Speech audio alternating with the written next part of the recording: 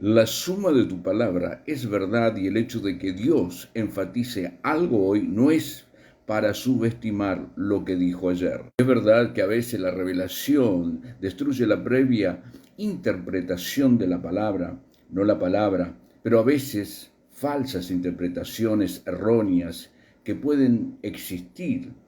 Todo falso fundamento cae frente a la revelación fresca de la palabra. Para entender la mentalidad apostólica tenemos que ir más allá de lo que llamamos restauración.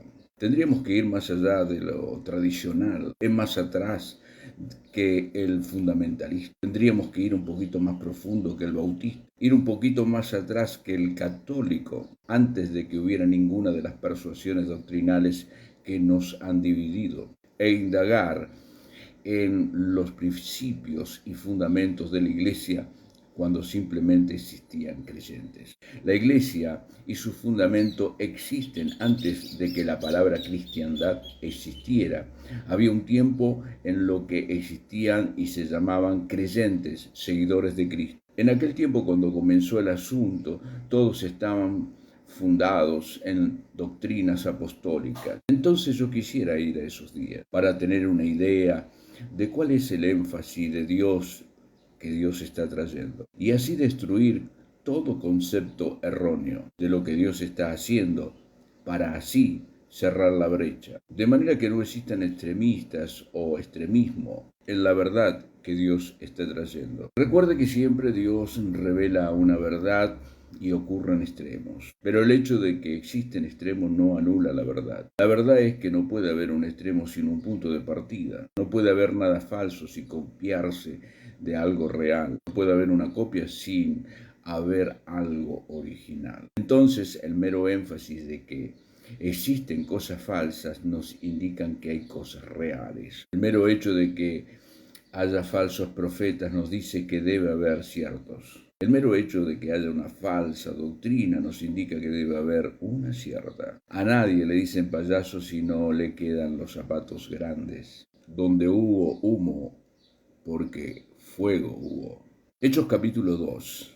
Llegó el día de Pentecostés. Todos conocemos la historia. Fue derramado el Espíritu Santo. En el capítulo 2 hay 47 versos de instrucción y Dios solo usa 4 para explicar Pentecostés, aquí en el 1. Algo está desbalanceado en la cristiandad. La iglesia se ha estancado en Pentecostés, cuando Dios en 4 versos discute o expresa la plenitud del Espíritu y luego sigue adelante. Me parece a mí que la iglesia se ha quedado en el verso 4. Porque el énfasis de la iglesia es la bendición cuando fluye el Espíritu Santo. Carisma que produce la fluidez del Espíritu Santo. Mover de las lenguas o cualquiera sea el mover del Espíritu dentro de una congregación. Todo lo que tiene que ver con mover del Espíritu de Pentecostés. La iglesia en alguna forma se quedó estacionada en el verso 4. Sin embargo, Dios menciona el verso 5 sin detenerse.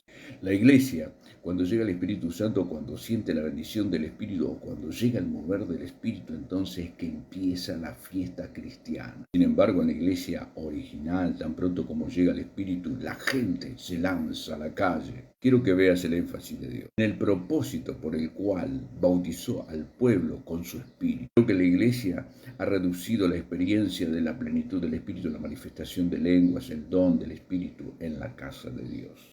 Nota claramente que Cristo da instrucciones para que ellos esperen en Jerusalén hasta que sean dotados del poder de lo alto. Ocurren cierta cantidad de días en un cuarto esperando la promesa del Padre. Yo sé que nuestra mente religiosa dice que todos hablan o estaban ayunando, estaban orando y estaban esperando con gran gozo el Espíritu Santo. Sin embargo, si usted es como yo, entiende que sin lengua ora 10, 15 minutos. 120 pescadores que estaban allí, solteros, había jóvenes, muchachas, hombro a hombro. Usted se lo imagina orando 24 horas, es más religioso de lo que podemos creer. Sin lenguas es imposible orar tanto. Ellos no tenían ninguna. Práctico en una mentalidad, 120 días en un cuarto. Después de 4 o 5 días ya habían descubierto las fallas de todo el mundo. Después de 5 días se estaban odiando. Nosotros tenemos una imagen de esperando. Cuando Dios aguarda que haya ciertas condiciones terrenales para enviar su promesa, obviamente. Está esperando esas condiciones apropiadas para luego darlas como patrón o fundamento de cualquier ministerio.